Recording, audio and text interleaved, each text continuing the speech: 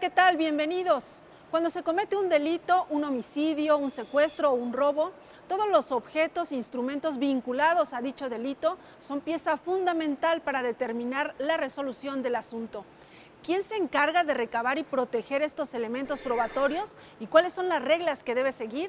Hoy en Escuela Judicial le vamos a decir en qué consiste y por qué es tan importante la cadena de custodia. Soy Verónica González, comenzamos.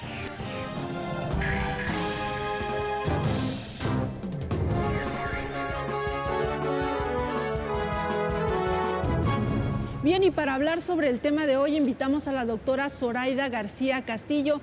Ella se graduó siempre con mención honorífica en la Facultad de Derecho de la UNAM, la licenciatura y la maestría y el doctorado en el Instituto de Investigaciones Jurídicas de la máxima casa de estudios.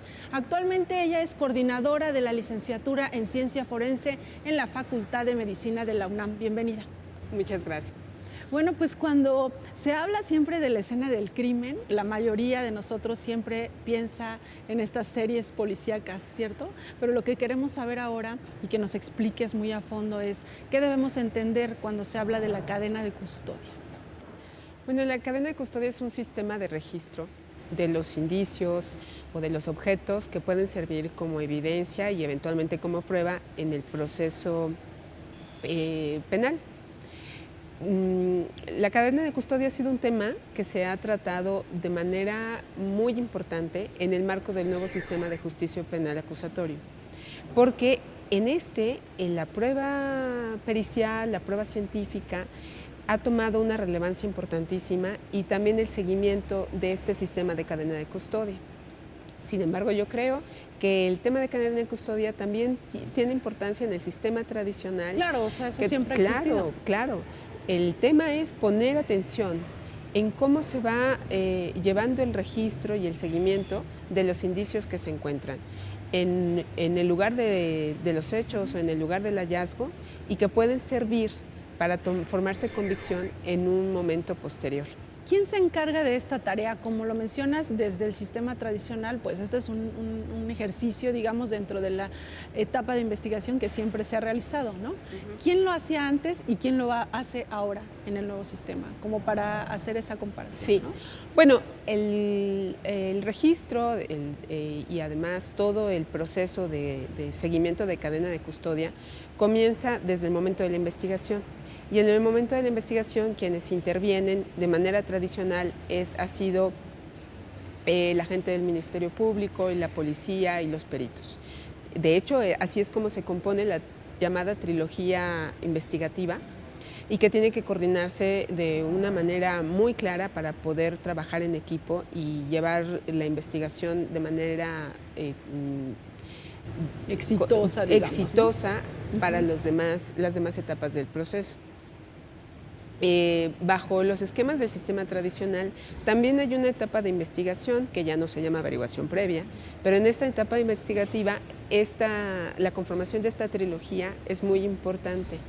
Quien actúa en el primer momento en el que se llega al lugar de los hechos, o lo que se le conoce tradicionalmente como escena del crimen y el lugar del hallazgo, que es donde podemos encontrar los objetos que son materia de investigación, o los hechos o la situación en materia de investigación.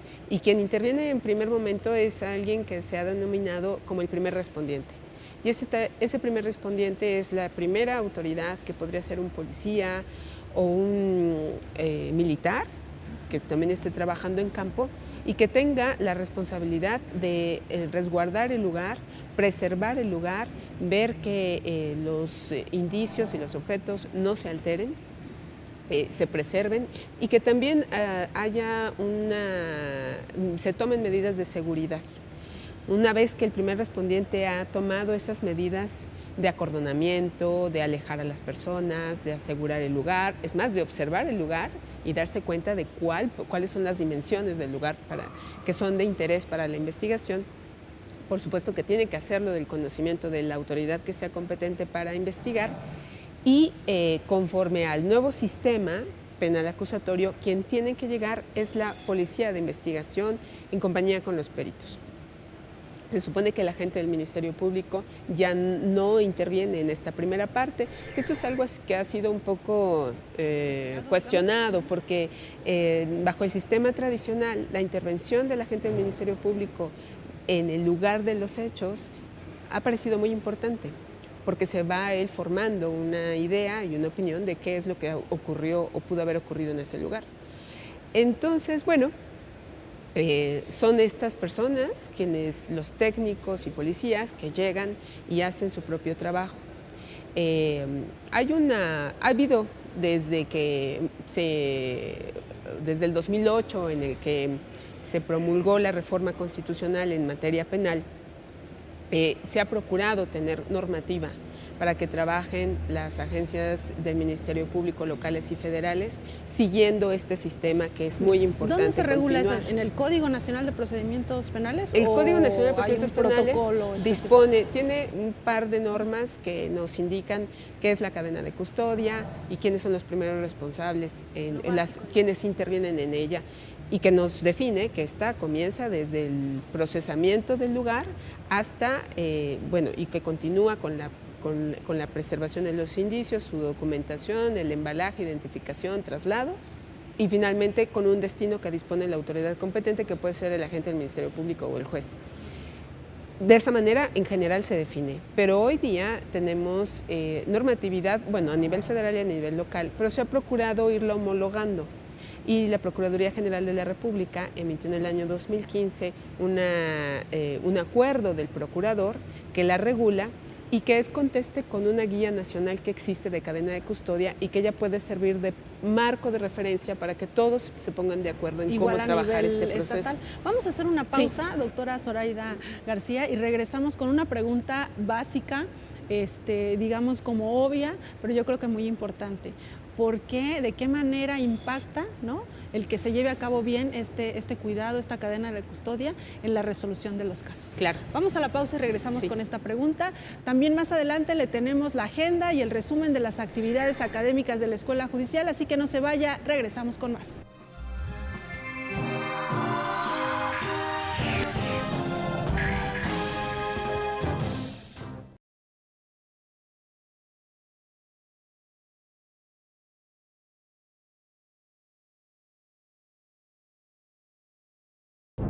Continuamos.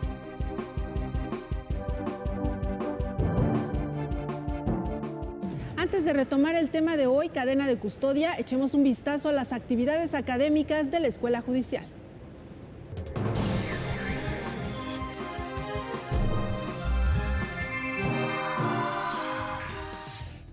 Esta semana se llevó a cabo la segunda etapa del concurso de oposición para la designación de visitadores judiciales B. En esta etapa, los aspirantes realizaron un examen oral. La prueba consistió en la exposición de un tema jurídico asignado por sorteo.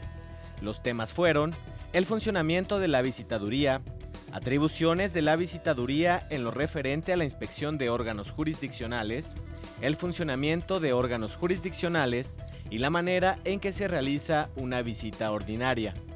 El Pleno del Consejo de la Judicatura Federal determinará la asignación de hasta 7 plazas de visitadores judiciales B. La lista definitiva del concurso se publicará el 28 de octubre con efectos de notificación a los interesados en el Semanario Judicial de la Federación y su Gaceta, así como en los estrados de la sede central del Instituto, en sus extensiones y en su página web. Los ganadores tomarán protesta constitucional en sesión solemne de la Comisión de Disciplina. Seguimos conversando con la doctora Zoraida García sobre el tema de cadena de custodia, y en el otro bloque se quedó pendiente esta pregunta que te decía, es bastante obvia, pero creo que hay que precisarla, ¿no? El trabajo que se realiza en este momento de la cadena de custodia, en esta etapa de investigación, ¿por qué es tan importante? ¿De qué manera impacta en la resolución del asunto? Creo que has hecho la pregunta idónea y toral en el tema de por qué la cadena de custodia. Impacta porque si esta cadena se rompiera o se corrompiera, la confiabilidad de la prueba puede ser determinante en el proceso. Ha habido asuntos en los que si hay una duda sobre qué fue lo que pasó con un indicio en algún momento de haber sido recabado, de haber sido procesado, de haber sido trasladado, de haber sido resguardado, nos podría sembrar la duda sobre si ese indicio es el mismo o si tienen las mismas calidades o las mismas cualidades que son las que nos están llevando a tener una conclusión en lo jurídico, con trascendencia jurídica. Entonces, hay varios principios que rigen a la cadena de custodia y entre eso existe el de la trazabilidad, que es poder darle continuidad y tener muy claro cuál es la ruta que sigue un indicio o un objeto que es materia de estudio durante todo el proceso en el que es tratado, analizado. A lo mejor el análisis implica que sea llevado a gabinete, que se estudie en laboratorio y también ahí tiene que haber un cuidado en su tratamiento, en no ser alterado, en llevar el registro de su cantidad y de su cualidad para que éste dé certeza en el momento en que es valorado y pueda constituirse como prueba en el momento procesal que le corresponde, que es cuando le llevamos a juicio. El proceso y todo el sistema de cadena de custodia, si bien inicia durante en la investigación, continúa hasta que no se ordena la destrucción o el fin último, porque puede ser también aseguramiento o decomiso del objeto, pero esto podría ocurrir ya en una etapa posterior a la de investigación. Entonces, ¿por qué es tan importante? Porque contribuye a la constitución de la prueba, muy probablemente de tipo pericial o de tipo científica. Bien, hablábamos hace un momento, mencionabas tú, cuando llega a la escena del crimen, ya sea un policía o un militar en funciones que están haciendo en estos momentos de seguridad pública, se tienen que asegurar de todo esto, pero tienen que tener un perfil específico, ¿no? Claro. Y de aquí nos podemos ir al asunto de que tú estás coordinando la licenciatura de Ciencia Forense en la Facultad de Medicina de la UNAM, sí, formando a quienes serían los especialistas, las personas que se deberían encargar de esta tarea. Sí, hay varios sujetos que son responsables de actuar durante todo el proceso y el sistema de cadena de custodia. El primer respondiente muy probablemente será un policía y él tiene que tener la formación necesaria para saber preservar el lugar de los hechos y conocer qué medidas hay que tomar, tanto en distancias de acordonamiento y de mantener seguridad. Y en un primer momento, pero en cuanto llega el equipo de investigación, según la Guía Nacional de Cadena de Custodia que te mencionaba hace un momento, debe de existir un coordinador de peritos, que es el jefe coordinador que procura y reparte tareas. O sea, tanto procura que tengan todos los elementos necesarios para poder trabajar, como que coordina que cada quien haga su trabajo. Si bien cada especialista a lo mejor llega un químico que sabe cómo recabar una muestra, no sé, a lo mejor es una muestra biológica o alguna sustancia, y conoce cuál es la forma correcta de embalar. Esto significa de empacar e identificar un cierto tipo de muestra y poderla transportar y manipular. Bueno, eso lo sabe hacer el químico, pero también lo podría hacer quizás algún criminalista que también tuviese la formación para poder saber qué es lo que hay que hacer con ese objeto. El objeto puede ser la muestra biológica, pero podría ser una bala, o podría ser polvo, o podría ser una huella, o habría que tener aptitudes para tomar huellas digitales, que no es lo mismo que tomar una huella de un zapato, o que a lo mejor pensamos que puede haber huellas hemáticas y hay ciertas sustancias con las cuales, que no sean tan evidentes y que hay ciertas sustancias químicas que nos pueden ayudar a tomarlas. Entonces, la labor en el lugar que se analiza puede ser muy ardua y además hay que tener un ojo de investigación científica que no solo nos lleve y nos concentre en un objeto, sino que nos lleve a analizar de manera integral el lugar. ¿Y en esto es específicamente en lo que se van formando estos estudiantes? El científico forense tiene, que es un perfil nuevo en México, es un perfil que ha creado la Universidad Nacional desde el año 2013 y que ahorita está en aulas formándose. Nuestra primera generación va a egresar el año que entra. Su perfil es el de un científico que está siendo formado en varias áreas del conocimiento y que va a tener y que conoce de estas áreas lo que es importante para la aplicación forense. A estos chicos nosotros les damos formación en las áreas biológicas, químicas, físicas, matemáticas, y más adelante vamos avanzando para introducirlos en temas de los biológicos, por ejemplo, en genética forense, en antropología forense, en entomología forense, que esta es la disciplina que estudia a la fauna cadavérica y que puede dar muchos indicios y mucha información respecto de cómo murió la persona o por qué etapas ha pasado o de identificación del cadáver, por ejemplo. Y también, por ejemplo, en el área química avanzamos hacia toxicología, farmacología, toda la química analítica que sirve para aplicar en lo forense. También tienen formación en las áreas psicológicas que tienen aplicación en lo forense. Conocer de victimología, de perfiles criminales, de técnicas de entrevista. Que tengan este perfil, es muy complejo, ¿no? Sí. Vamos a hacer una pausa y de regreso seguimos conversando sobre esto para que nos especifiques cómo lo seleccionan. Entiendo que son grupos pequeños. ¿Cómo van seleccionando a estos alumnos que me dices están por egresar la primera generación? Sí, ¿no? Vamos a hacer la pausa y regresamos. Regresamos también con la agenda de la Escuela Judicial. Estamos en el Instituto de la Judicatura Federal. No se vaya, regresamos con más.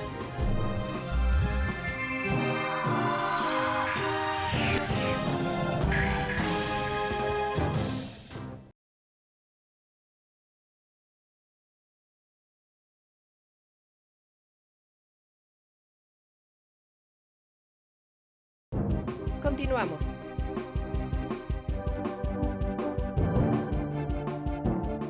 Ya estamos de regreso, tome nota, le tenemos un adelanto de los eventos que tiene programados la Escuela Judicial para los siguientes días y regresamos con las conclusiones del tema de hoy, la cadena de custodia.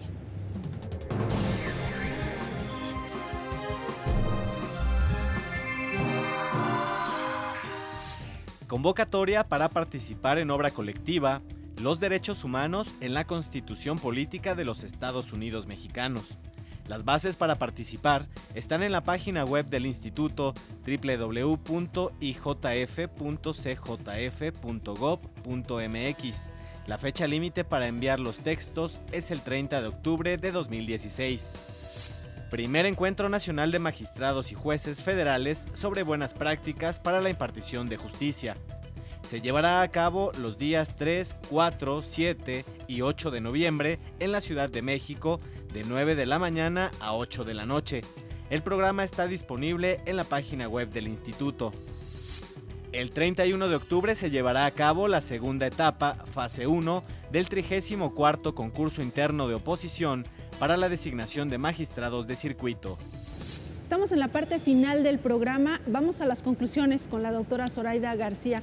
¿Cómo es que eligen a los estudiantes de esta licenciatura de Ciencia Forense? Bueno, los alumnos ingresan a la UNAM, ya sea por pase reglamentado o por examen de selección, a alguna de las facultades que participan con nosotros. Nosotros estamos en la Facultad de Medicina, pero hay otras facultades que también nos cobijan y nos apoyan. Entonces pueden ingresar a alguna de las carreras que se imparten en ciencias, en química, en derecho, en filosofía, en psicología, o en la propia Facultad de Medicina, y después vienen a hacer con nosotros un examen de selección en el que analizamos su perfil académico. Sobre todo queremos que tengan buenas bases en las áreas de ciencias básicas, porque es lo que van a desarrollar después en toda esta formación integral que te platico que les estamos dando. También les hacemos un examen psicométrico y una entrevista personalizada en donde conocemos su perfil, ¿no? Es algo muy complejo, deben de tener muchas habilidades en muchos campos muy distintos. Porque hace un momento comentabas qué perfil necesitan las personas que están trabajando en campo y en laboratorio haciendo investigación de tipo científico y técnico. Bueno, pues es un perfil específico que los lleve a tener una vocación de servicio y también de interés científico y una formación muy objetiva y ética en el desempeño de investigación, después de colaboración con el sistema de justicia. Algo que no te dije hace un momento en su formación es que también les damos derecho y también les damos criminalísticas. Ellos tienen que conocer de nuestro sistema de justicia desde el primer momento. Y sobre todo los encaminamos a que conozcan el sistema penal acusatorio y el desempeño que tiene la prueba científica en el sistema. Cómo constituirla, sí, cómo constituirla, hacer que trascienda en el proceso y cómo se desahoga, incluso cómo se valora. Así que ellos saben de técnicas de interrogatorio, contrainterrogatorio, de cómo se constituyen los tipos penales, cómo se integran, y también saben de argumentación jurídica y de expresión oral y escrita, para que ellos puedan desempeñarse en las distintas etapas del proceso de manera eficiente. Su campo de acción, ¿dónde van a trabajar específicamente? Teniendo como tantas... Sí, al científico perfiles. forense nosotros lo vemos con esa formación integral, como un buen conductor de equipos de trabajo de peritos, porque si bien no van a tener en un primer momento una especialidad en el campo, pueden ser muy buenos criminalistas, eso sí, pero no serán químicos o genetistas, aunque sí podrían tener las capacidades para desempeñar estas pruebas. Pero como integradores de la investigación científica, de forma colaborativa con el policía y con el agente del Ministerio Público, pueden ayudar y colaborar a que la investigación sea muy sólida para poder llegar a las etapas subsecuentes a la de investigación. Y en un momento en el que ya nos estemos ante la instancia judicial, también pueden ser muy buen asesor de jueces y magistrados que analicen la prueba científica, porque si algo hace falta en el sistema de justicia es que haya una muy amplia comunicación y entendimiento entre derecho y ciencia. O sea, que los actores jurídicos comprendan desde una visión amplia y con mirada científica lo que se le está expresando desde la prueba científica o desde la prueba pericial y la cuestionen, de manera que la puedan valorar en todas sus dimensiones, saber de su confiabilidad y de la posibilidad de falibilidad de una prueba de esta naturaleza.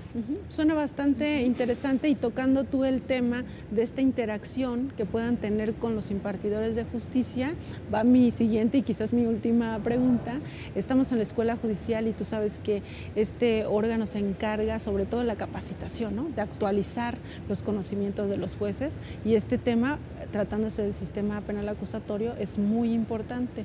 ¿Tú qué opinas? ¿Hacia dónde debe ir esta capacitación o cómo se puede ir dando para que se perfeccione, ¿no?